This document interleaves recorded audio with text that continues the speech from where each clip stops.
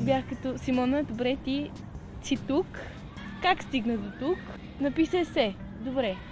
Стигна тук. И живей го добре, по най-добрия възможен начин.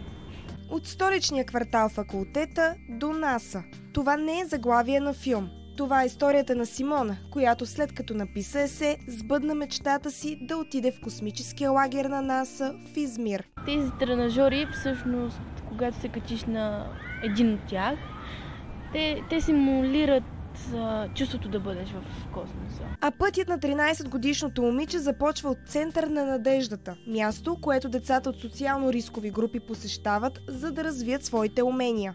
Отиваше там да спортува, да учи математика като допълнение към училище, английски език и така започнаха нещата към Симона. Въобще не съм очаквала Симона да замине, даже може би месец преди да замина, аз бях много разколебана дали да замина Симона, защото до тогава никога не беше се деляла от нас. Емоциите на Симона обаче не свършват до тук. В Деня на народните будители тя беше лично наградена от президента Румен Радев за своето постижение. И тати ми съобщи това и аз бях като: добре, защо се шегуваш? И той: не, тата, аз не се шегувам. Говорих с президента, стиснах му ръката и му дадох подарък.